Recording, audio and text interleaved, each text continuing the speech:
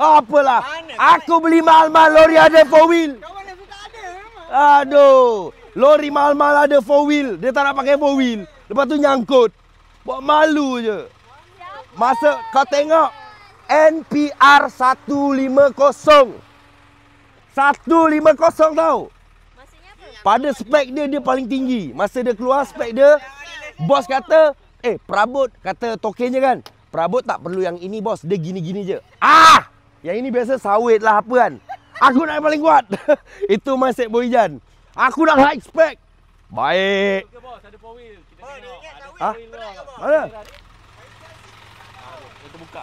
Wow, ada 4 wheel. Geng lori ni geng. Boyjan baru tahu. Boyjan tak tahu. Ha? Jati lagi berat Oh.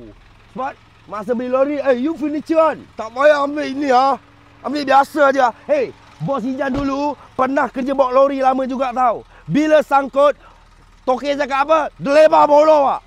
Lebar bolo. Kalau itu lori pancing, lori crane, itu you kena kepala masak dulu. Kalau lori jack, itu bontot masuk dulu. Wah, sulah kena hantam lama. Wah, jali token, wah kan. Alah, cari tu lori 4x4. Sinang, padahal beli pun tak tahu.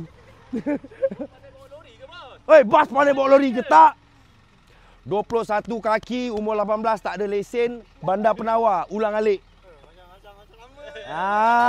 Bos, tak takut ke polis aman? Bukti apa? Aku cakap je kan. Tapi itu kenyataan, umur 18. Kilang mana? Boyjan tak boleh sebut. Privacy. Tapi itulah Boyjan tu, umur 18. Kalau polis nampak, tak tanya lesen. Muka senyum lah kan. Trusted. Muka matang.